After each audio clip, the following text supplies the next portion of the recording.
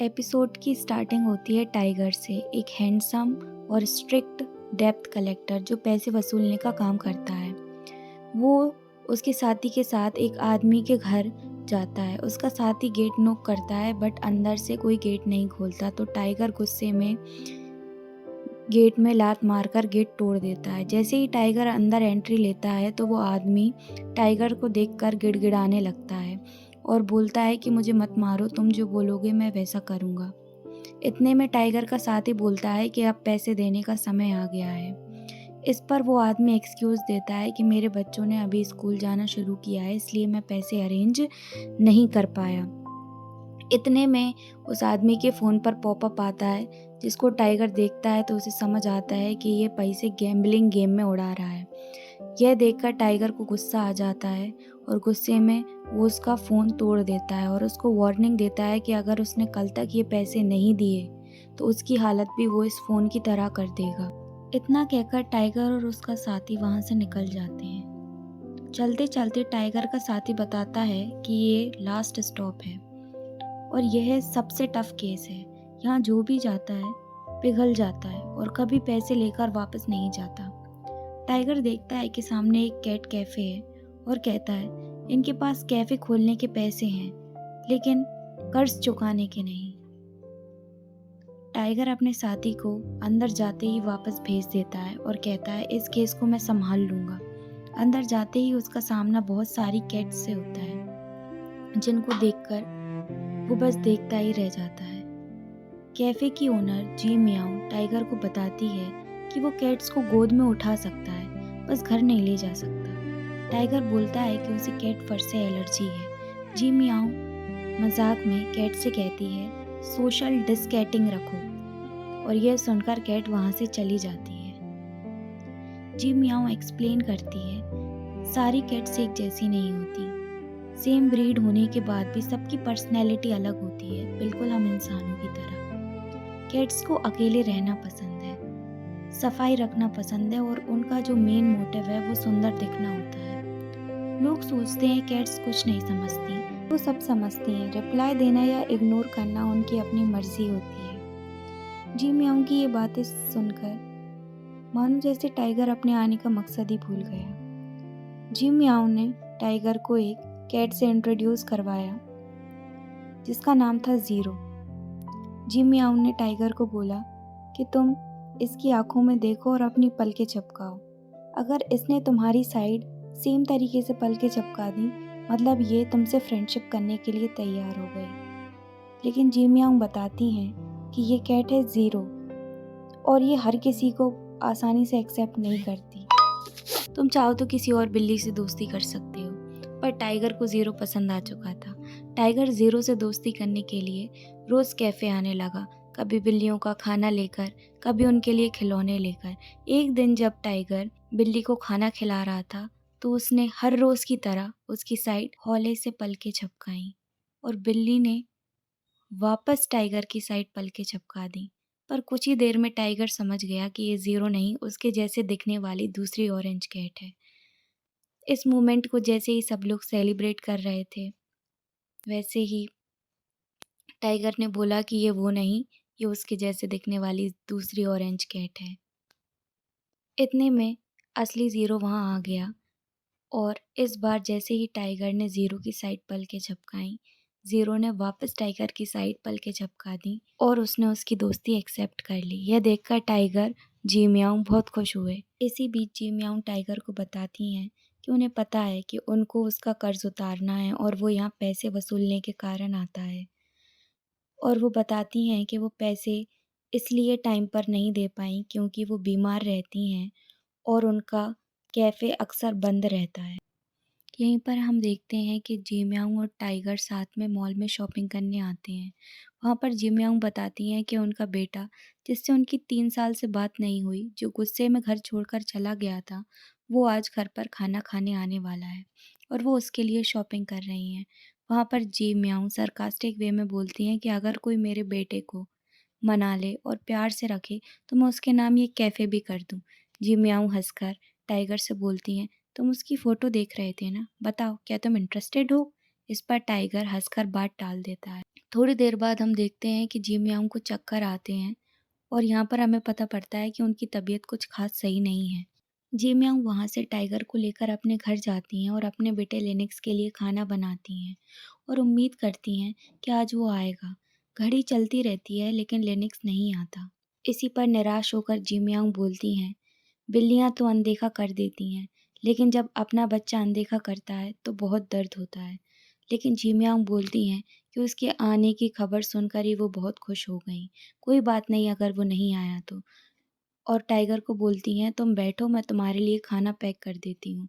जैसे ही वो उसके लिए खाना पैक करने किचन में जाती हैं, तो जिमियांग वहीं ज़मीन पर गिर जाती हैं। उनकी आवाज़ सुनकर टाइगर वापस किचन में जाता है और देखता है कि जिमियांग ज़मीन पर गिरी हुई हैं और उनकी हालत गंभीर है।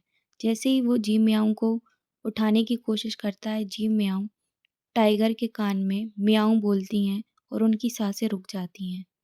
उसके बाद मानो जैसे टाइगर को आसपास बहुत सी आवाज़ें सुनाई देने लगीं, जैसे एम्बुलेंस को कॉल करो, अरे जल्दी इन्हें हॉस्पिटल लेके जाओ। इसके बाद टाइगर जी मियाओं को हॉस्पिटल लेकर जाता है, लेकिन बहुत देर हो चुकी थी और यहाँ जी मियाओं की मौत हो जाती है। जी मियाओ अब इस दुनिया में नहीं रही। अब अगले सीन में बताते हैं कि जी मियाओ का बेटा लिनक्स उनकी बॉडी के सामने खड़ा हुआ है। इस पर टाइगर उसके पास जाता है और गुस्से में बोलता है, कल रात तुम कहाँ थे? तुम्हारी माँ ने आखिरी सांस तक तुम्हारा इंतजार किया। जैसे ही लिनक्स पीछे मुड़ता है, टाइगर की आंखों में देखता है और वहाँ बेहोश हो जाता है। टाइगर लिनक्स को अपनी गोदी में रखकर पंखे से हवा कर रहा होता है। इसी बीच उसको उसका साथी बताता है कि यहाँ पर कुछ ज़्यादा पता नहीं चला, बस इतना पता है कि टाइगर के पिता बचपन में ही मर चुके थे और उसने बचपन से ही खुद को अकेले संभाला है।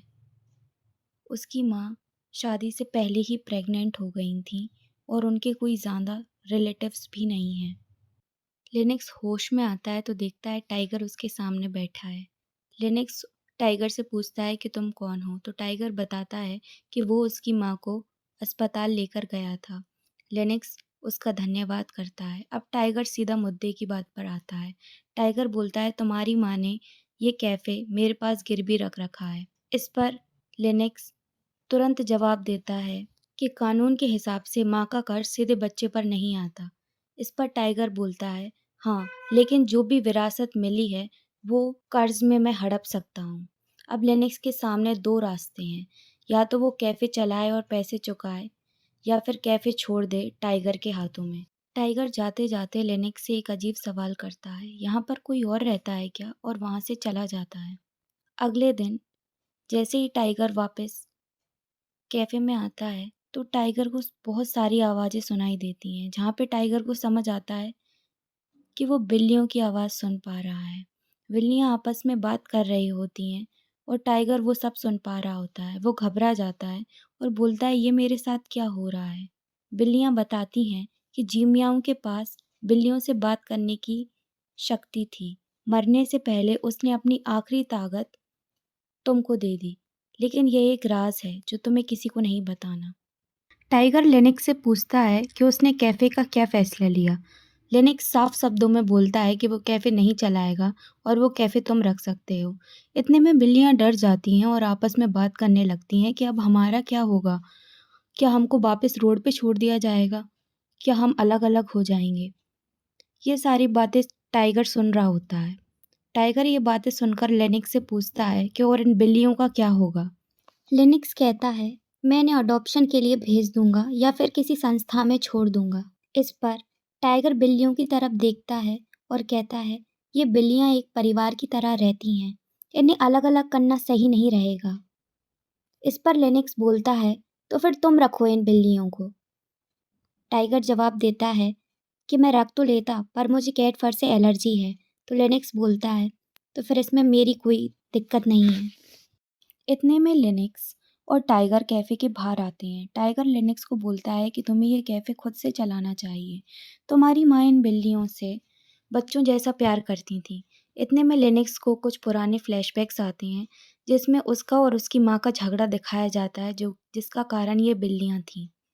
लिनक्स अपनी माँ से शिकायत करता है कि इन बिल्लियों ने मेरी कॉस्ट्यूम खराब कर दी। मेरी किताबें फाड़ देती हैं और इनके चक्कर में मैं कहीं भी घूमने नहीं जा पाता। और अपनी माँ से गुस्से में पूछता है कि आपको ये बिल्लियाँ चाहिए या मैं?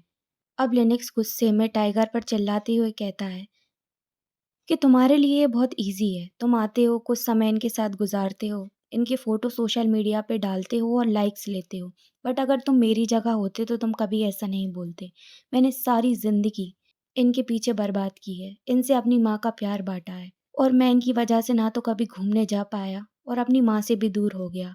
तुम होते कौन हो मुझे बताने वाले कि मुझे ये कैफ़े चलाना है या नहीं? और ये बोलकर गुस्से में वहाँ से निकल जाता है। अब सीन शिफ्ट होता है जी मियाओं के अंतिम संस्कार के आखिरी दिन। लिनक्स वहाँ शांति से बैठा होता है। वहाँ कपूर आता है और उससे पूछता है, तुम्हारी माँ को खाने में क्या पसंद था? आज उनकी फ्यूनरल का आखिरी दिन है, हम उन्हें उनकी पसंद का खाना चढ़ाते हैं। लेकिन लिनक्स के पास इसका जवाब नहीं होता। यह बात दिखाती है कि माँ बेटे के बीच कितनी दूरियां बढ़ चुकी थीं। अब लिनक्स के ग्रैंड पेरेंट्स आते हैं। लिनक्स के नाना उससे पूछते हैं कि तुम्हारी माँ को क्या हुआ था, जिस पर लिनक्स जवाब देता है कि उनको दिल की बीमारी थी, जिसका शायद उनका इलाज चल रहा था, पर मुझे इस बारे में कोई जानकारी नहीं है। जिस पर लिनक्स के नाना जी गुस्सा होकर वहाँ से चले जाते हैं। लिनक्स उनके पीछे जाने की कोशिश करता है, पर उसकी नानी यह कहकर रोक देती हैं कि उनको उनकी बेटी के साथ समय बिताने दो। वह कई सालों से एक दूसरे से बात नहीं की थी। लिनक्स की नानी बोलती हैं, इंसान रिश्ते तोड़ सकता है लेकिन बीमारियां खून से जुड़ी होती हैं। इस पर लिनक्स पूछता है कि उसकी माँ और नाना जी एक दूसरे से बात क्यों नहीं करते। अब हमें यहाँ एक फ्लैशबैक दिखाया जाता है। जब लिनक्स माँ के पेट में था तो उसकी हालत बहुत ख़राब हो गई थी। डॉक्टर ने कहा अगर ऑपरेशन किया गया तो माँ की जान जा सकती है।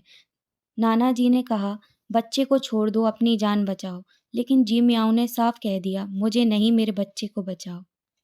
जी मियाओ के इस फैसले से नाना जी बहुत नाराज़ थे और उन्होंने फैसला किया कि वो आज के बाद आपस में कभी बात नहीं करेंगे।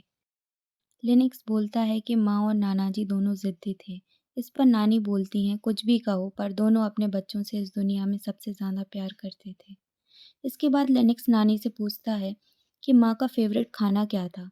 इसके बाद हमें दिखाया जाता है कि लिनक्स को अपनी गलती का एहसास होता है। उसे पुरानी बातें याद आती हैं कि कैसे उसकी माँ उसके खाने का ख्याल रखती थी, उसकी फ़िक्र करती थी, पर उसने कभी भी उसकी माँ को सही से प्यार नहीं किया और उनको हमेशा गलत समझा। अब हम देखते हैं कि लिनक्स वहीं पे खड़ा रहता है और सब लोग वो जगह छोड़कर एक-एक करके चले जाते हैं। वहाँ पर खड़ा रहता है, पुरानी बातें याद करता है और वहाँ पर रोता है। और वहाँ पर उसके पास सिर्फ़ टाइगर होता है। टाइगर दूर से उसे देख रहा होता है। इतने में हम देखते हैं कि बारिश शुरू हो जाती है। टाइगर अपना छाता लेकर लिनक्स के पास जाता है। टाइगर को देखकर लिनक्स का ब्रेकडाउन हो जाता है और वो रोने लगता है। लिनक्स अपनी सच्चाई बताता है। लिनक्स बोलता है कि वो उस रात माँ से सुलह करने नहीं आया था। वो उनको ये समझाने आया था कि कैफ़े बंद करें, इन बिल्लियों को यहीं छोड़ दें और उसके साथ विदेश हमेशा के लिए शिफ्ट हो जाएँ। पर उसे इस बात का डर था कि उसकी माँ हमेशा बिल्लियों को ही चुनेंगी। वो चाहता था उस रात समय पर आ सकता था, पर वो उसके दोस्त के साथ बैठकर शराब पीता रहा। वो ना कह सकता था, लेकिन उसने नहीं कहा और अब वही डर उसकी ज़िंदगी का पछतावा बन गया। लिनक्स बोलता है कि मुझे पता नहीं था कि चीज़ें इस तरीके से ख़राब हो जाएँगी। टाइगर लिनक्स को एक जगह लेकर जाता है। वो कहता है मेरा काम आसान नहीं है। लोग मुझे हर जगह डर से देखते हैं, लेकिन ये एक ऐसी जगह है जहाँ कोई मुझे ऐसे नहीं देखता। ये कैट कैफ़े है। टाइगर के लिए भी एक सुकून की जगह है। टाइगर लिनक्स को समझाता है, तुम्हारे लिए ये बस एक कैफ़े होगा, लेकिन बिल्लियों के लिए ये उनकी पूरी ज़िंदगी है। वो कहता है, ये बिल्लियाँ तुम्हारी माँ को कभी नहीं भूलेंगी। लिनक्स हैरान होकर पूछता है, तुम्हें कैसे पता? टाइगर बस मुस्कुराकर कहता है, मुझे पता है। टाइगर बिल्लियों को खाना रखता है। खाना रखते टाइम लिनक्स से पूछता है कि तुमने भी सुबह से कुछ नहीं खाया, बोलो तो तुम्हारे लिए कुछ बना दूँ। जिस पर लिनक्स जवाब देता है कि मैं फ्रिज में रखा खाना खाऊंगा। टाइगर पूछता है ये खाना कितने दिन पुराना है? जिस पर लिनक्स बोलता है 7 दिन पुराना, पर वो वही खाएगा क्योंकि उसे जी म्याऊ ने बनाया था। टाइगर उस खाने को गर्म कर देता है, लिनक्स वो खाना खाते खाते इमोशनल हो जाता है, जिस पे टाइगर उसे समझाता है कि तुम बहुत थक गए हो, तुमको आराम करना चाहिए। मैं तुम्हारे लिए ये प्लेट साफ करके रख दूंगा। अब हम देखते हैं कि लिनक्स आराम करने के लिए अपने रूम में जाता है, जहाँ पर वो सोफे पे लेटता है और वहाँ पर वो कुछ टाइम के लिए बिल्ली को अपने पास बुलाता है और उसको खिलाता है। अब लिनक्स सोफे पर सो जाता है। अब हम देखते हैं कि टाइगर वहाँ से आता है, लिनक्स को प्यार से देखता है और उसको ब्लैंकेट उड़ाता है। टाइगर जैसे ही लिनक्स को ब्लैंकेट उड़ा रहा होता है, इतने में लिनक्स की नींद खुल जाती है। टाइगर घबराते हुए बोलता है कि मेरा काम हो गया, अब मैं जा रहा हूँ। जिस पर लिनक्स टाइगर को थैंक यू बोलता है और टाइगर वहाँ से चला जाता है। अब असली मोड़ आता है। टाइगर अगले दिन सारे डॉक्यूमेंट्स लेकर लिनक्स के पास पहुंच जाता है। टाइगर लिनक्स को कहता है, कागज़ तैयार हैं, बस तुम्हारा साइन चाहिए। मतलब अब लिनक्स आधिकारिक तौर पर इस कैफ़े और कर्ज से जुड़ जाता है। अब लिनक्स ही टाइगर का कर्जदार है और यहाँ पर एपिसोड एंड होता है।